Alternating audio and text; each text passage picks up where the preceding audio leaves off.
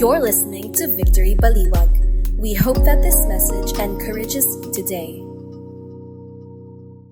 Our scripture reading this morning is found in Matthew 24, and we'll be reading two parts of Matthew 24, 29 to 31, and then we'll read from 36 to 44. So I'll give you a few seconds to turn over to Matthew 24.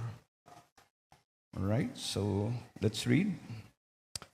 Immediately after the tribulation of those days, the sun will be darkened, and the moon will not give its light, and stars will fall from heaven, and the powers of the heavens will be shaken. Then will appear in heaven the sign of the Son of Man, and then all the tribes of the earth will mourn, and they will see the Son of Man coming on the clouds of heaven with power and great glory. And he will send out angels with loud trumpet call, and they will gather his elect from the four winds, from one end of heaven to the other. And then we'll jump in verse 36. But concerning that day and hour, no one knows, not even the angels of heaven, nor the Son, but the Father only. For as were the days of Noah, so will be the coming of the Son of Man. For as in those days before the flood, they were eating and drinking and marrying and giving in marriage, until the day when Noah entered the ark. And they were unaware until the flood came and swept all away, so will be the coming of the Son of Man. Then 2 men will be in the field, one will be taken and one left. 2 women will be grinding at the mill, one will be taken and one left. Therefore stay awake, for you do not know on what day your Lord is coming. But know this, that if the master of the house had known in what part of the night the thief was coming, he would have stayed awake and would not have let the house be broken into. Therefore, you also must be ready, for the Son of Man is coming at an hour you do not expect. This is the word of God. For the people of God, may God bless His word. Let's pray.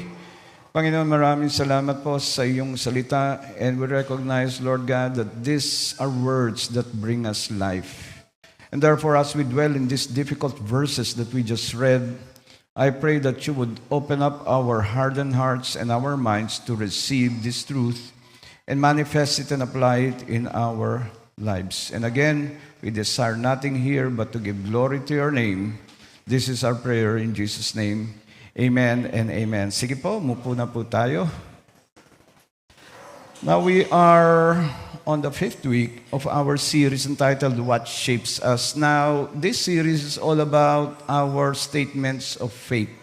Now, this is part 2 of this series because if you remember last year, around November, nagkaroon din po tayo ng series of the same title, but we took up only the first half of our statements of faith. And this is the installment of that, final installment. No? Nasa ikalimang linggo na po tayo, pinag-uusapan po natin yung pong mga bagay-bagay that identifies us, not just as Victory, but Christians. If you're a born-again Christians, itong mga bagay-bagay na pinag-uusapan po natin from the first week up to now are the things that make us as Christians and identify us as Christians. Now, today we're going to talk about the second coming. The second coming. Kaya tignan mo yung katabi mo, mukha bang handa na yan for the second coming. Now, it's an interesting subject. Some of you are curious about the second coming, yung pagbabalik muli ng ating Panginoon. Ang pag-uusapan po natin dito. No? Sabi nga ni Jesus, I'm going away to prepare a place for you. And when I go, sabi niya, I will come again. Babalik ako, sabi ni Jesus. He was going away and again, he's saying na babalik daw siya. So, basahin lang po natin ang ating statement of faith. This is what it says. We believe that Jesus, the King of Kings and the Lord of Lords, will return to earth bodily, in power and glory at the time fixed by the Father and unknown to the church. Yung church po rito, tayo pong lahat yun, no? Lahat po ng mga believers, to raise the dead and judge the world. He will clothe the righteous with immortal, glorious bodies, rewarding them according to their deeds. But the unrighteous, Satan and the forces of darkness he will punish with eternal destruction. God will consummate redemption and renew creation, and His people from every nation will enjoy, worship, and reign with Him forever. Yan po yung statement natin pagdating po sa pagbabalik uli ng ating pong Panginoon. Now, ang katanungan po natin siguro, whenever we talk about yung pagbabalik muli ng ating Panginoon, malapit na po ba ang katapusan? Or another question that we may ask is, are we living in the last days? Because the Bible talks a lot about the last days. And as we go along, mamaya makikita po natin the New Testament alone, ilang beses po binabanggit ang pagbabalik uli ng ating Panginoon, or yung pong mga huling araw, near the end. Pero whenever we ask these questions, ito yung gusto kong itanong natin sa ating mga sarili whenever we think about the return of our Lord Jesus Christ. Are you ready? Handa ka na ba? So tignan mo yung katabi mo, mukha bang handa yan, Mukha naman, di ba? Yung iba sabi, hindi pa. Basta hindi pa ako handa, marami pa akong gagawin. So yan po yung ating mga gustong sagutin dito po sa ating pag-uusapan sa araw na ito. Now, I'm showing this picture because I want to tell you a story. Mahilig po ako mag-istorya. Meron pong, fictional lang po ito. Meron pong isang tao, naglalakad sa beach. Since we're talking about, kung handa na tayo. Naglalakad sa beach, tapos may nakita siyang magic lamp. Alam niyo po ba yung mahiwagang lampara? Magic lamp. Kaso, itong magic lamp, gamit na. In other words, 3 wishes normally, di ba, Kuya Karen? 3 kahilingan yun Pero gamit na. In other words, yung 2 nagamit na, so isa na lang yung natitira dun sa magic lamp. So kinuha nung taong to, nirab niya yung magic lamp, tapos lumabas yung genie, tapos sabi ng genie, may isa ka na lang kahilingan na pwede kong tuparin. So, make it a good one, sabi niya. So, isip-isip siya. Ang naisip niya yung Financial Times. At sabi niya, sige, bigyan mo ako ng periodiko na nandun yung stocks o stock market 1 year from now. So, true enough, nawala yung genie, pero in his hands was the Financial Times at nandun nga 1 year from now. In other words, ang iniisip niya, since nakuha niya in advance 1 year from today, ay makaka-invest siya at kikita siya ng sobra-sobra. Kaso, nung pinlip over niya yung Financial Times, may nakita siyang obituary. Alam niyo po ba yung obituary? Yun yung mga kung saan nakasulat yung mga namatay na. So, tapos nakita niya doon sa pinakataas ang isang pangalan na pamilyar sa kanya kasi yung pangalan na yun ay kanyang pangalan. So, what's the moral of the story? Now, yung pong future, marami pong pinapredict ang Bible tungkol po sa future, sa hinaharap. And some of those predictions are exciting. But there are also predictions that are excruciating o kaya hindi maganda.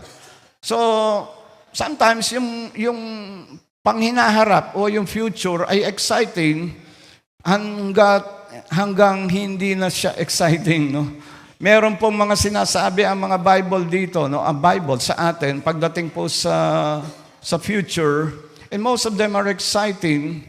And ang maganda po sa Bible, bagamat meron po siyang sinasaad tungkol sa future, pero hindi niya nire-reveal lahat. Parang binibigyan po tayo ng just enough ng salita po ng Panginoon tungkol sa hinaharap, Parang tinatakam lang tayo, pero hindi niya nire-reveal lahat. Kasi hindi naman po lahat ng nasa future ay maganda or exciting hanggang dumating po sa point na hindi na po exciting yung nasa future. Just like this guy who wanted to know the future and he was excited about it until the future was not exciting to him anymore dahil hindi pa siya handa, gusto niya pang matikman siguro yung kayamanan na kanyang nakita in the future. And therefore, ito po yung pag-uusapan po natin. Jesus promised that He will return. Pinangako niya po yan na babalik po ang ating Panginoon. Pero bago siya dumating, ang sinasabi po ng Holy Scripture is, bago siya dumating, meron pong mga signs na mangyayari. So, yung Bible, paulit-ulit po na sinasabi natin na magmatsyag, dapat handa tayo, hindi natin alam kung kailan babalik ang ating Panginoon. Anytime pwede siyang bumalik, and we've been waiting for the past almost 2,000 years ever since Jesus went back to His heavenly kingdom. Sabi niya, babalik siya, and we've been waiting ever since. So, kailan ba talaga ako yan? No? Yun yan katanungan natin eh. Anytime pwedeng mangyari. Pero, sabi ng Bible ay magmatsyag tayo to be on the lookout, to be vigilant.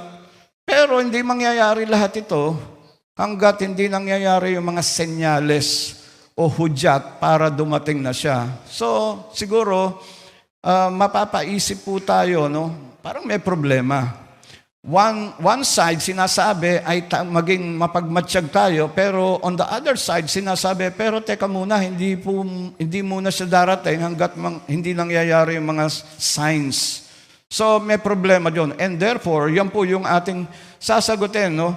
Sa ating pag-uusapan sa umagang ito. How are we to understand His promise? Yung bubang kanyang pangako ay dapat ba tayo doon ay maging mapagmatsyag, to be excited or to be anxious, waiting at maging handa tayo? Therefore, pagdating niya, ay ready tayo? Or darating ba siya o hindi? Kasi mangyayari muna yung mga signs. So, yan po yung ating pag-uusapan, no? In Matthew 24 verse 30, ito po yung sinabi dyan, no? Then the sign of the Son of Man will appear in heaven. So we're going to talk about these signs. Ano po ba yung mga senyales na to na nagpapahiwatig na babalik na po ang ating Panginoon? Now, baka nangyari na to o mangyayari pa lang, o kung nangyari, ay this should inform us na malapit na siyang dumating. And sabi rito, no, and then all the tribes of the earth will mourn, and they will see the Son of Man coming on the clouds of heaven with power and great glory. So doon pa lang, no, doon sa verse 30, sinabi na mayroong mga signs na mag-a-appear o lalabas na magpapahiwatig po na babalik na po o malapit na po ang pagbabalik ng ating Panginoon. In Matthew 24, again in the same chapter, 44, sabi po rito, no, therefore you also be ready, for the Son of Man is coming at an hour you do not expect. In other words, ang kanya pong pagbabalik ay hindi po natin alam kung kailan. Pero pinapredict na babalik po siya, pero hindi natin alam kung kailan. So yung iba, siguro matagal pa yan kasi it's almost 2,000 years since He died on the cross, resurrected, umakyat sa kanyang kaharian, and still we're waiting. So, di natin alam. Pero kung nandiyan na po yung mga signs, ay ibig sabihin po ron, malapit na. So, nangyari na po ba yung iba? Yung iba, iniisip po nila, meron na mga signs na nangyari. Tulad nung pagbabalik po ng mga Hudyo, no, sa bansang Israel in 1948. Super sign daw yun. Yung iba naman, sinasabi nila, no, bukod doon sa pagbabalik ng mga Israelites at nagkaroon po sila ng sarili nilang bansa. In 1967, nangyari po yung Six-Day War. Another super sign. Tapos sinasabi pa sa Holy Bible, no, in the book of Luke 21, and also in Matthew 24, dito mismo, no, yung iniskipan nating verse, sinasabi, ang generation na to ay hindi lalampas na hindi nangyayari ang lahat ng ito. So, yung isang generation po, mga 80 years po yan. Now, kung magbibilang po tayo in 1948, that means ito pa yung generation na hindi mawawala na babalik po ang ating Panginoon. Kung magbibilang naman po tayo in 1967, nung nangyari po yung Six-Day War, na lahat po ng mga bansang sa Middle East ay ginera po ang Israel. Pero nanalo po yung Israel doon at nakakuha pa siya ng karagdagang lupa. Kung magbibilang po tayo, then siguro in 2032 or 2035, magbibilang po tayo na 80 years, baka babalik na si Jesus, hindi po lalampas doon sa petsang yon. So, kailan po ba yan? Now, yung pong mga disciples, no? In Matthew, again, in the same chapter, in verse 3, sabi ni Jesus doon sa kanyang mga disciples, no? Now, as He sat on the Mount of Olives, the disciples came to Him privately saying, Merong sinabi si Jesus, tapos nagtanong yung kanyang mga disciples. Sabi na, tell us when will these things be? And what will be the sign of your coming and of the end of the age? Nakita niyo po ba, no? Meron po silang tatlong katanungan kay Jesus nung sinabi niyang may mangyayari at babalik ako pag nangyari yung mga senyalis na yun. So, yung unang tanong, tell us when will these things be? Na hindi naman sinagot ni Jesus dito sa Matthew 24, pero yung dalawa sinagot niya. And what will be the sign of your coming and of the end of age? Now, yung pong mga Hudyo, no, meron po silang tinatawag na fixed eschatology. Yung pong salitang eschatology, wag po kayong masindak dyan. Ang eschatology ay study of the end times. Eschatos meaning end times, logy meaning the process of studying it, no? So, pag pinag-uusapan po natin ang katapusan ng mundo at balik muli ng ating Panginoon, ang tawag po ng eschatology. Now, yung mga Hudyo, fix po yung kanilang eschatology. Meron po silang pananaw sa pagdating ng kanilang Messiah at ganito po ang mga phases, no? Meron pong 4 na phase yun. Yung unang phase po, ay magkakaroon daw ng terrible turmoil o matinding pagsubok sa kanila. Now, ang pananaw po ng mga Hudyo ay nangyari na yun. Kasi dati sila yung namumuno sa kanilang mga sarili tapos sinakop po sila ng mga Romano, no, ng Roman government. And therefore, dumating na raw yung terrible turmoil na yun. At ito po daw ay masusundan ng isang forerunner tulad ni Elijah na magpe-predict o magsasabi na parating na daw yung Messiah.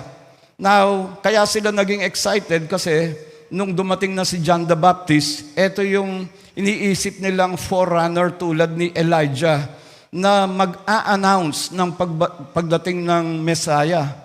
And then yung phase 3 ng kanilang pananaw, no, sa katapusan at pagbabalik muli o pagdating ng Messiah, yung phase 3 po, the Messiah will come to establish His kingdom. And therefore, itong mga disciples, excited sila kasi kasama na nila si Jesus na pinredict o kaya na ito daw yung forerunner dahil sinabi ng forerunner ni si John the Baptist na ito daw yung Messiah na si Jesus Christ. At pagkatapos nun, yung phase 4 na iniisip nilang mangyayari pa lang dahil kasama na nila si Jesus Christ as the Messiah, ay marere-establish daw yung mga Hudyo, yung mga Israelites, mawala yung mga Romans, tataludin daw nung Messiah yung mga Romans, tapos i-establish niya ang kanyang kaharian, and they will live in peace. Now, ang paniwala po ng mga disciples at mga Hudyo during that time na naniniwala o nakakilala kay Jesus, ay nasa phase 3 na po sila. In other words, excited sila. Eto na si Jesus, establish na yung kanyang kingdom. Now, yan po yung kanilang paniwala. No? Pero in verse 13, Matthew 25, now watch therefore, for you know that neither the day nor the hour in which the Son of Man is coming. Wala pong nakakaalam kung kailan po darating ang ating Panginoon. At yung pong mga Jews, o yung mga apostles, hindi nila naintindihan na hindi physically at that time, nung nandun po si Jesus Christ na kasama nila, hindi po yun yung time na ma-establish niya yung kanyang kingdom. Hindi nila naintindihan na ang Panginoon ay mamamatay muna sa krus in Calvary, and then mabubuhay muli, aakyat sa kanyang kaharian, tapos babalik siya. In fact, before this, no, bumalik si Jesus Christ in Jerusalem, riding a donkey, and the people were shouting, Hosanna, Hosanna, kasi dumating na raw yung Messiah. And then dun sa Last Supper, kung saan sila kumain ng huling hapunan, in-announce ni Jesus doon na siya'y mamamatay. Pero siya'y mabubuhay muli, pero siya'y babalik. Pero hindi nila naintindihan yun. Ang pagkakaintindi nila na si Jesus, eto na yung time, establish mo na yung iyong kingdom. At hindi nila maintindihan, no, bakit aalis si Jesus, ano yung sinasabi niyang mamamatay. No? So, in Matthew 25, verse 30, sinasabi po sa atin, no, na hindi po natin alam kung kailan babalik ang ating Panginoon. Now, there are many predictions in the Bible which says that Jesus will come back. Bukod dun sa binasa ko, no, in 25:13, itong Philippians chapter 3, verse 20 na and many others, no, we can go all day and cite verses after verses na sinasabing babalik muli o predictions na babalik muli ang ating pong Panginoon. This is an example. It says here, "For we are citizens in heaven, from which we also eagerly await the Savior, the Lord Jesus Christ." We eagerly await. In Titus chapter 2, verse 13, "Looking for the blessed hope and glorious appearing of our great Savior, Jesus Christ." Again, it's a prediction of the coming back of our Lord Jesus Christ. James chapter 5, verse 8, "You also be patient, establish your hearts, for the coming of the Lord is at hand." Now, verses after verses, sinasabing babalik po ang ating Panginoon, pero hindi sinasabi kailan. And in 1 Peter chapter 4, verse 7, sabi ni Pedro, no, "But the end of all things is at hand, therefore be serious and watchful in your prayers." Again, there's a reminder to be vigilant, to be serious, to be ready. And in 2 Peter chapter 3, verse 10, "But the day of the Lord will come as a thief in the night." Now, yung po bang magnanakaw, a-announce niyan, no, kung kailan siya magnanakaw. Siyempre hindi. Otherwise, ready ka, no, para mahuli mo siya. So, ganun din ang pagbabalik ng ating Panginoon. He will come like a thief in the night at a time and hour na hindi po natin inaasahan. Now, pag bumalik po siya, ang katanungan, ready ka na ba to receive Him? 1 John chapter 2, verse 18, "Little children, it is the last hour. And as you have heard that the Antichrist is coming, even now many Antichrists have come, by which we know that it is the last hour." So paulit-ulit, no? Last days, last hour, pagbabalik po ng ating Panginoon, verse after verse. And in the book of Revelations alone, Revelation, no? Yung huling libro ng ating pong banal na aklat, 6 times binanggit po ni Jesus. Actually, it is Jesus who was speaking to John para masulat po yung Revelation. 6 times na sinabi niya, "Behold, I am coming quickly." Si Jesus po yan, no? 6 times in the book of Revelation, He is coming quickly. In other words, all of these verses are saying or are telling us that the coming of Jesus is imminent. He will come any moment. Ang tawag po rito, no, the doctrine of imminency.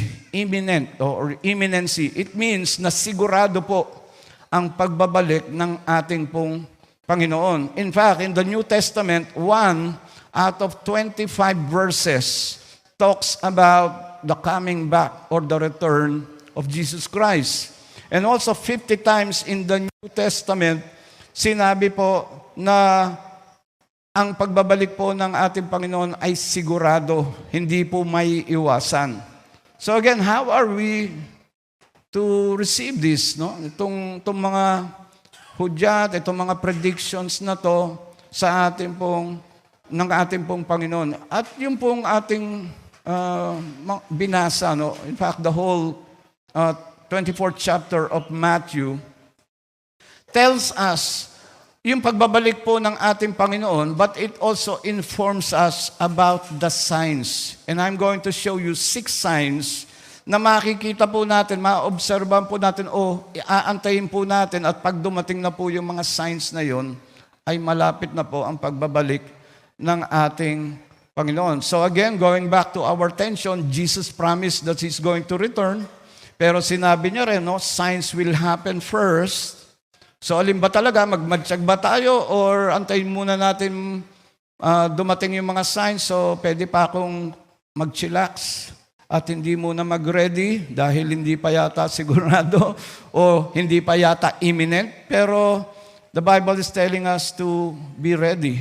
So yung unang sign po ay deception, panloloko. Meron daw mga panlolokong mangyayari. In the verses 4 to 6 of the same chapter, sabi, no, "And Jesus answered and said to them, Take heed that no one deceives you. For many will come in my name, saying, I am the Christ, and will deceive many. And you will hear of wars and rumors of wars. See that you are not troubled, for all these things must come to pass, but the end is not here. Is not yet, no? So sabi niya, many will deceive you. Many will come in my name saying that I am Christ and will deceive many. Yan po yung Antichrist. No? So yan po yung unang senyales. Meron daw panloloko o manloloko at magpapanggap na bilang si Christ. No? In verse 11 says, "Then many false prophets will rise up and deceive many." Meron ako yata akong kilalang gano'n. No? Mga false prophets, mga taong nagpapanggap na sila daw ang pagbabalik muli ni Kristo. Meron pa nga dyan, nagke-claim, no? The appointed Son of Man, di ba? The new owner of the world. Ayun, ang nangyari, nakulong. Anyway, dinakip.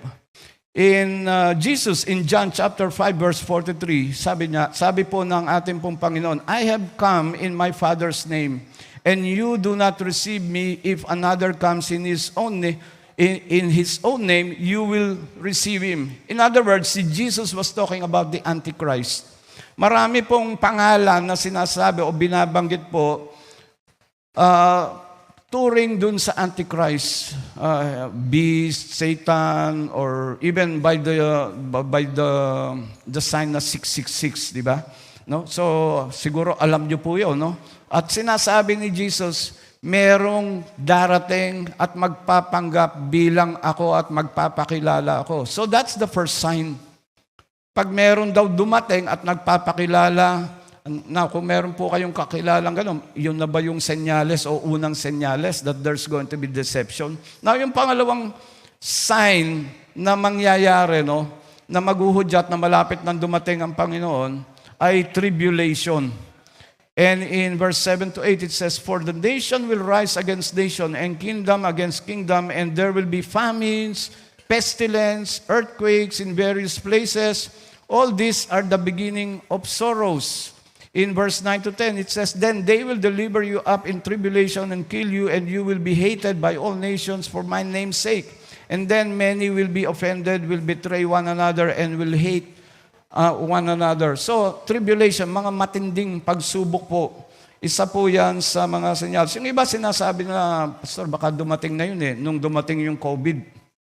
Di natin alam. So, wait muna until the end. Nandun po yung ating conclusion. Now, if you read the Revelations, nakasaad puro, dinidescribe po doon kung paano ang tribulation, itong matinding pagsubok na to. Kasi, kung i-google nyo po, 7 or the worst calamities, the worst tribulations in the history of the world, diyan po ay makikita nyo yung World War I, World War II, yung bubonic plague o yung worldwide plague, at baka lumabas din dyan yung COVID.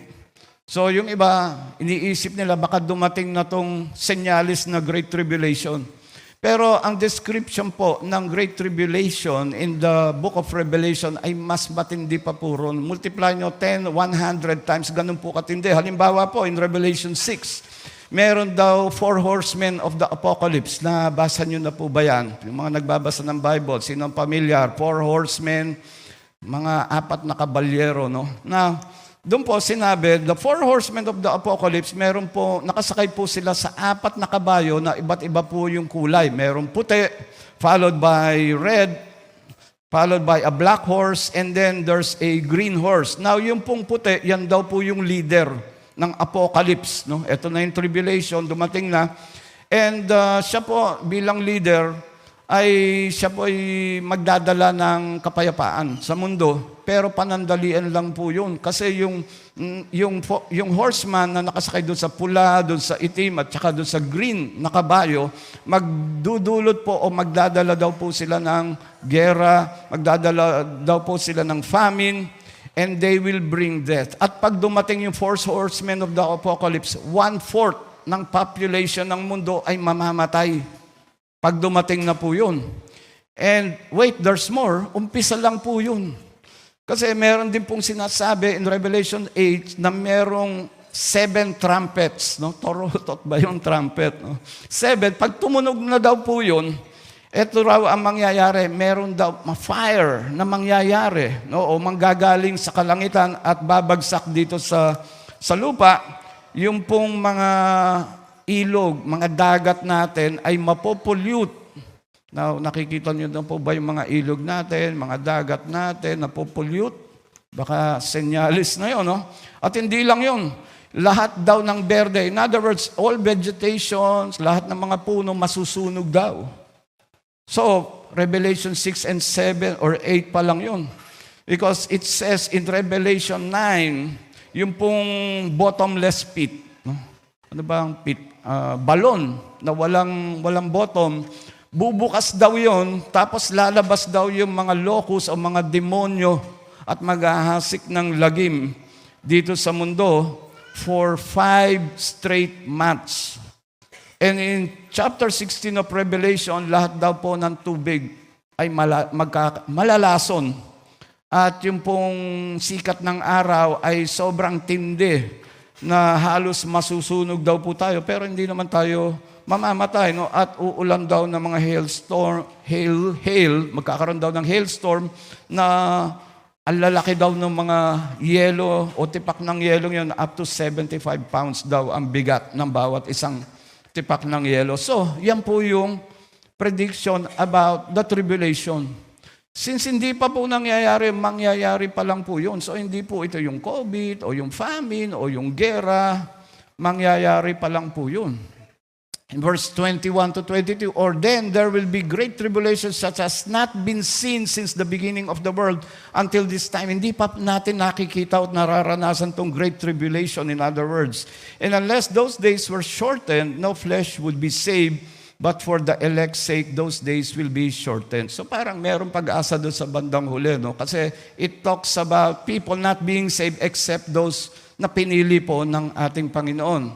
Now, tayo kaya yung mga pinili na yon. Now, yung next sign is devastation, pagkasira. Verse 29 to 30, immediately after the tribulation of those days, the sun will be darkened, and the moon will not give its light, the stars will fall from heaven, the powers of the heavens will be shaken. Then the sign of the Son of Man will appear in heaven, and then all of the tribes of the earth will mourn, and they will see the Son of Man coming on the clouds of heaven with power and glory. In other words, yung devastation, lahat daw po may malawakang pagkasira ng kalikasan, ng ating mga tirahan, ng ating bansa, o yung mga bansa, no? Magkakaroon daw ng devastation. And the next sign would be proclamation. Proclamation of the gospel. In verse 14, it says, and this gospel of the kingdom will be preached in all the world as a witness to all the nations, and then the end will come. Now, ito pong scripture na to ay kadalasan ay minimisinterpret. Dahil yung iba, ang paniwala nila, hindi darating ang ating pong Panginoon hanggat hindi napipreach yung gospel hanggang sa kaduluduluhan ng mundo. In other words, yung mga tao daw doon sa mga bundok, hanggat din nila naririnig yung gospel, kaya nga yung iba, yung sa mga nagmi-mission, no, kailangan tayong mag-mission para ma-preach yung gospel as if kaya po natin pabalikin kaagad ang ating pong Panginoon. Now, don't get me wrong because we just heard about our missions update. Pinapagawa naman po talaga ng ating Panginoon yun. Pero yung iba, skeptical hindi pa siguro darating si Jesus, kaya okay pa kung hindi maging ready. Na kung ganun yung mindset mo, no? Kasi iniisip mo, hanggat di napipreach yung gospel doon sa bundok ng tralala at narinig ng mga tribu ron, ay hindi darating si Jesus. Pero if you read, again, Revelation, particularly Revelation, I believe, 7, no? Meron pong tinutukoy doon na dalawang witnesses. Mga anghel po ito. Witnesses who will be proclaiming the gospel. Pero papatayin po sila, tapos magbubunyi yung mundo, ibabalandra yung kanilang mga katawan dun sa parang Sodom and Gomorrah. Pero meron din pong tinutukoy na isang anghel that will appear in the last days and will be proclaiming the gospel. I don't know if I have a slide of that. No, in Revelation 14 verse 6, it says, then I saw another angel flying directly overhead with an eternal gospel to proclaim to those who dwell on the earth, to every nation and tribe and language and people. And that is how the gospel will reach the ends of the earth. Lahat po, sigurado po, mapapakinggan ang gospel. Mapoproclaim po ang gospel dun sa kaduluduluhan ng mundo. And that is how it's going to be. Kaya wag kang pakakasiguro kung meron kang kakilala ron na hanggat hindi nakakarating yung gospel doon sa kadulo-dulo ng mundo, hindi pa darating, so hindi pa siguro darating si Kristo. Well, hindi po siya human effort. It is a divine effort dahil yung anghel po ang magpo-proclaim doon sa mga kasulok-sulukan po ng mundo. And anytime, pwedeng dumating yung anghel na yun. At pag na-proclaim na yun, and all ears have heard the gospel, babalik na po ang ating Panginoon. Another sign is abomination. Abomination sa Tagalog ay ni-research ko po, ano kaya yung abomination? No? Kasi may devastation, may tribulation. Abomination is meron daw kasuklam-suklam na mangyayari. Verse 15 to 16, therefore, when you see the abomination of desolation, yung iba iniisip nila, no? Nangyari na daw to in 70 AD. Because in 70 AD, ang nangyari, nasira po yung templo, yung Temple of Solomon. And therefore, akala ng mga Hudyo, nangyari na raw yun. And therefore, kaya akala nila, eto na yung Messiah, i-restore na yung kingdom. So, hindi pa po nangyayari yun sa madaling salita. Because here it says, therefore, when you see the abomination of desolation spoken by Daniel, dahil binanggit po yun at pinredict ni Daniel o pinraphesy po ni Daniel na mangyayari yun. Spoken of Daniel the prophet standing in the holy place. Whoever reads, let him understand. Then let those who are in Judea flee to the mountains. Now, napansin niyo po ba, no? Yung makakasaksi nito ay yung mga nakatira sa baliwag. Hindi po sinabi doon, yung pong nakatira sa Judea. In other words, hindi po tayo kasama dito, no? Pero yung mga nakatira doon sa Judea, yung mga Israelites siguro, yung mga Hudyo, no? Sila yung makakasaksi nito. Now, some scholars believe doon, yung abomination of desolation, ito raw yung merong magpapanggap o darating. In fact, si Paul, sinabi ito in 1 Thessalonians, no? Sabi niya, merong magpapanggap diyan bilang si Kristo, an Antichrist, no? Magkakaroon siya ng kasunduan with the nation of Israel, pero hindi niya tutuparin yung kasunduan na yon. Tapos ang gagawin nito, pupunta raw to sa temple. In other words, in temple, marerestore uli. At pagdating doon sa temple, itong Antichrist na to ay merong gagawin na kasuklam-suklam. And that is the sign called abomination. Hanggat hindi nangyayari yan, hindi pa malapit, pag nangyari, no, malapit nang dumating ang ating pong Panginoon. Let him who is in the house step not go to take anything out of his house, and let him who is in the field not go back to get his clothes. But woe to those who are pregnant and those who are nursing babies in the days, and pray that your fight may not be in winter or in Sabbath. In other words, itong abomination na to, pag nangyari na itong kasuklam-suklam na to, magiging matinding pagsubok o pagpaparusa or suffering ang mangyayari dito. Kaya nga sinasabi rito, hindi sana mangyari ang sign na to at mangyari itong mga bagay na to na merong mga buntis, no, who are pregnant or nursing babies ay maranasan nila ito. At wag ka nang kumuha ng iyong mga damit o mag-prepare ng iyong mga gamit o ilagay, no? I-safety mo yung inyong mga gamit. Kasi wala ka nang magagawa when these things happen. So, and the last, no, sign will be salvation. Now, hindi naman po directly sinasabi, no? Kundi ini-imply, because in verse 20 to 24 it says, and unless those days are shortened, no flesh should be saved, but for the elect's sake those days will be shortened. Then if anyone says, look, here is the Christ, there, do not believe, for the false Christ and false prophets will rise and show great signs and wonders to deceive, if possible, even the elect. Now, ang sinasabi naman ditong masasave ay yung mga elect. Now, bago mo sabihin ako siguro yung part siguro ako ng elect, no? Kasi born again Christian ako. Now, scholars believe that this is not every Christian or a born again Christian. Ang sinasabi po rito, because also in Revelations, meron pong tinutukoy na 144,000 na mga elect. And I believe yun po yung bansang Israel, 144,000 divided by 12 tribes. Ibig sabihin, 12,000 from every tribe of Israel ay makakasama po ron. Pero ano naman po ang pag-asa sa atin? Tatanungin niyo, kung sila lang ang pinili at masasave. Well, sinasabi rin po sa Revelation, no? Pag dumating na po si Kristo, o pag nag-return, no? I'm being careful not to call it a coming, no? But a return, ay yung po mga elect ay kanyang sasalubungin.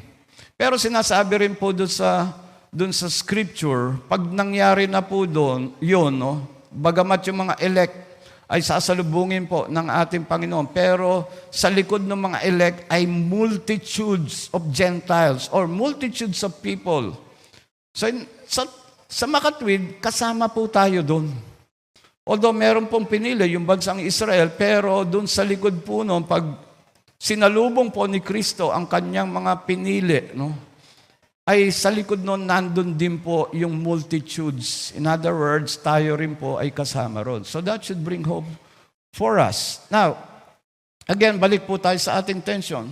Pinangako po, as I end, pinangako po ng ating Panginoon na babalik po siya. At sinasabi po, scripture after scripture, He will come back. In a twinkling of an eye, mangyayari daw po lahat yan. He will come back like a thief in the night. And scripture after scripture, nire-remind po tayo naging mapagmatsyag, maging ready. Any moment, pwede pong dumating ang ating Panginoon. Pero sinasabi, hanggat di nangyayari yung mga signs na yun, no? Tribulation, abomination, and all those, no? Proclamation, salvation.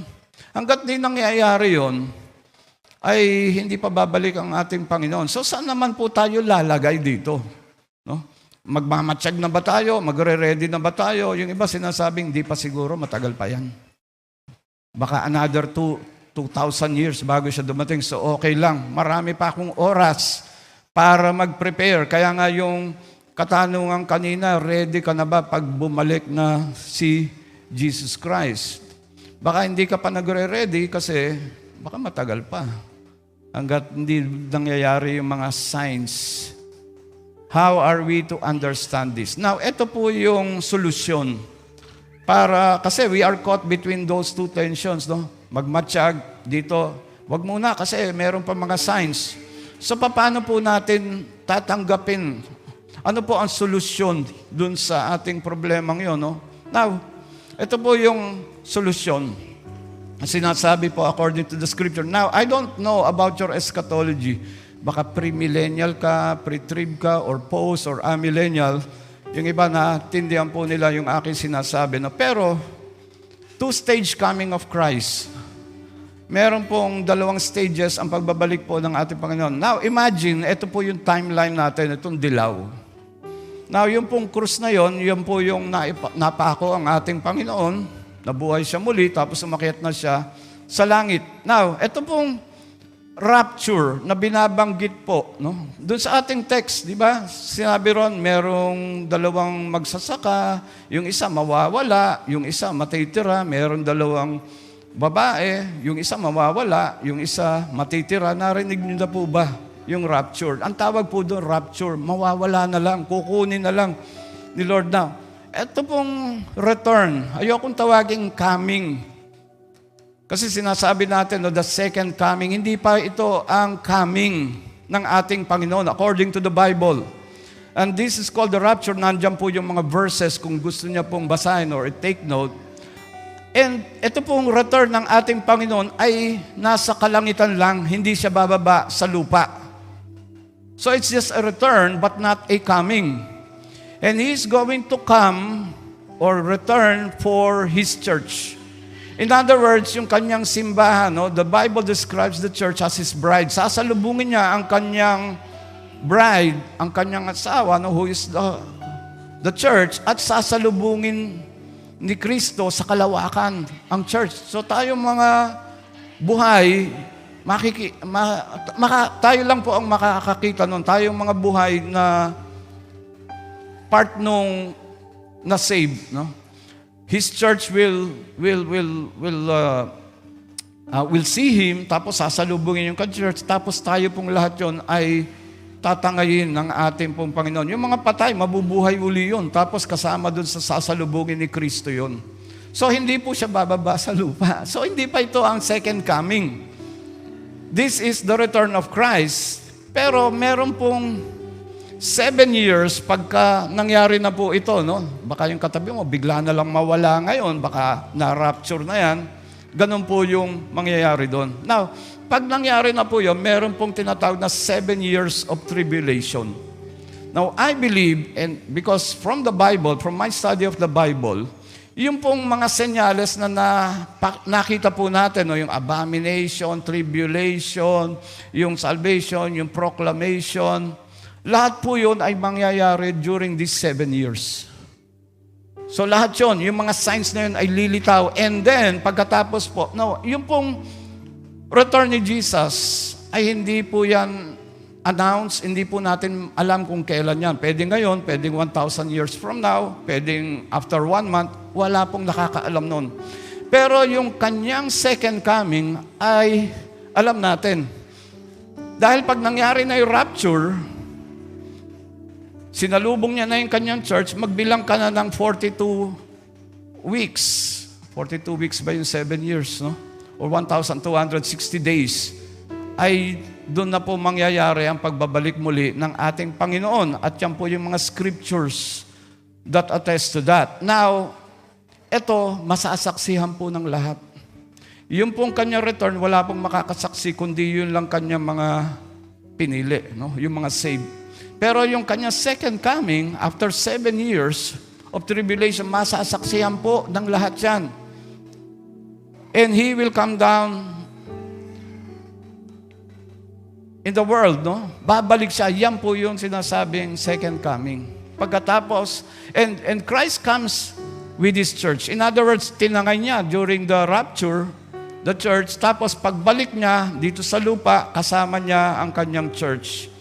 And then there's going to be the millennium. 1,000 years of peace kung saan namumuno po ang ating Panginoon together with His church. Tayo pong lahat yun.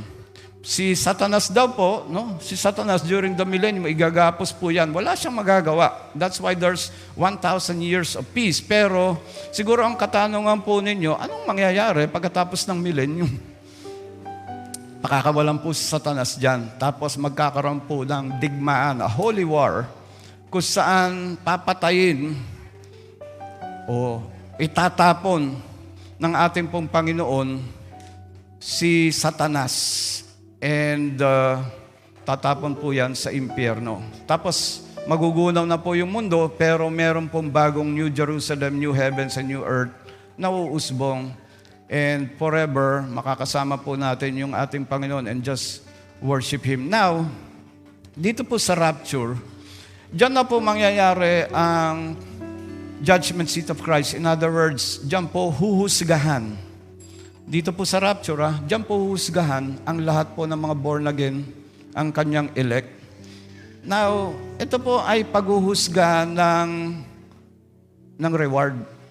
Hindi po ito paghuhusga na pwede ka pang itapon sa impyerno. Hindi. Ito po ay paghuhusga ng reward. It's a judgment of reward. So, depende kung paano mo pinamuhay ang iyong buhay Kristiyano, dahil tetestingin ang iyong mga gawa. At pag pumasa, then meron ka reward. Kung wala kang proof o wala kang gawa, natupok na sunog, ligtas ka pa rin, pero wala ka lang reward. Yung pong judgment of condemnation and punishment mangyayari po doon sa kahuli-hulihan ng millennium.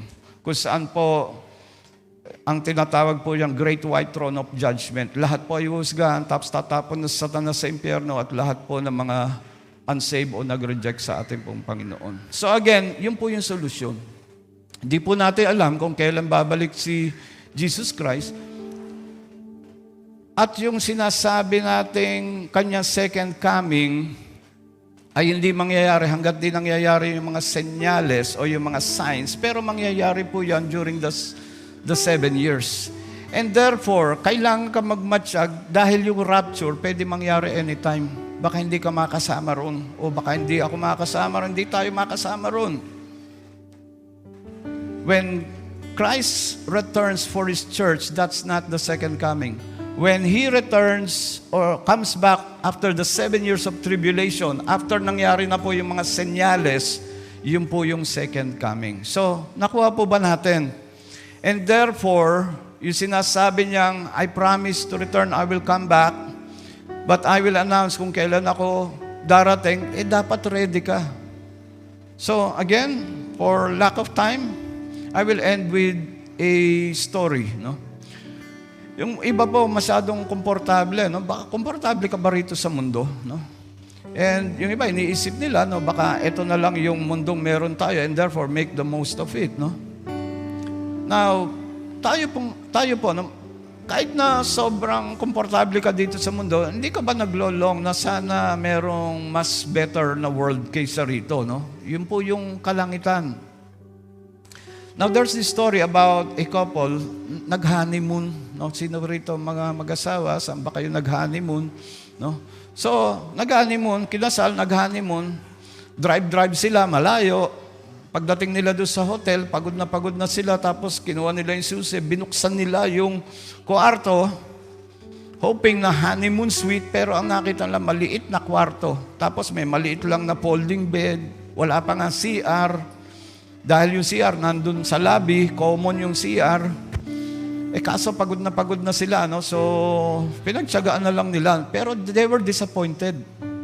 Tapos, the following morning, gumising yung lalaki, tapos nagreklamo dun sa front desk. Sabi niya, anong klase ito? Pinagandaan namin to, tapos ang liit-liit ng kwarto, anong klaseng honeymoon suite ito? So, sabi nung manager, sabi niya, binuksan niyo ba yung pintuan sa gilid? Yung closet, hindi na namin binuksan yun, closet lang naman. So, ang ginawa niya, sinamahan niya, binuksan niya yung akala nilang closet. Now, yung palang kwartong kanilang tinuluyan, yan po ang tawag dyan sa English na vestibule.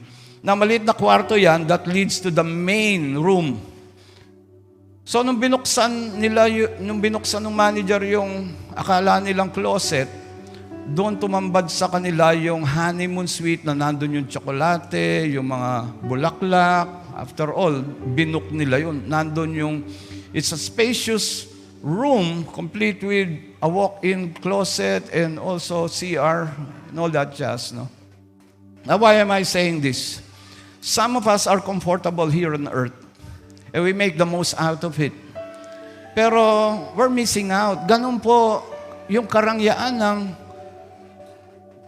ng langit, no? Nag-aantay po sa atin. Pero kung hindi ka ready, paano kang mapupunta ron? Paano tayo mapupunta ron kung di naman po tayo ready na anytime pwedeng bumalik ang ating pong Panginoon? And therefore, the Bible reminds us over and over again, even Jesus reminds us over and over again, pag bumalik po siya, it's unannounced. Anytime He can come like a thief in the night, in a twinkling of an eye, mangyayari yung rapture, isang kisap mata, mangyayari lahat yun. Ngayon, kung bumalik siya, dahil pinangako niyang babalik siya, ready ka na ba? I hope you are. I hope you are not comfortable here on earth, make a comfortable life for you here on earth, but be anxious and excited about what is to come. Dahil nag-aantay po yung langit para po sa lahat ng anak ng Panginoon. So with that thought, let me just pray for everyone. Pwede po tayong tumayo, no? And with heads bowed down and eyes closed, let me just pray for everyone. Heavenly Father, we thank you for the message that we have heard this morning. I pray, Lord God, that as we understand and know these things, dati siguro nahihirapan kang intindihin ang lahat ng ito. Yung iba nga nagdududa pa, totoo kaya yan? Literal kaya yan? But the Bible is crystal clear and it's very clear na mangyayari lahat ito dahil ang ating Panginoon, siya mismo ang nagsabi na babalik siya. And I pray as we learn and understand these things that we will see the imminency and the urgency of the situation or my situation. Kung ikaw kapatid, hindi mo pa kinonfess si Jesus as your Lord and Savior, wag sanang dumating yung time na sasabihin niya, you call me Lord, Lord, but do not do the things that I tell you. Hindi kita kilala. Wag naman sana namin yan marinig, Panginoon, kundi ang marinig na, well done, good and faithful servant, welcome to the joy of my kingdom. And that can only happen if you are ready. And salamat po, Panginoon, for that message, for waking us up to the realities of what is to come. But at the same time, Lord God, di naman mamuno sa amin ang takot, kundi ang mamuno po sa puso po namin ay excitement. Looking forward to the day sa iyong pagbabalik muli, na marinig namin sa iyong tining, sa iyong mga labi, Panginoon, well done, good and faithful servant, welcome to the joy of my kingdom. And that's our prayer. And if you feel like raising your hands in the air as a sign of surrender and humility, please do so. May the Lord bless you.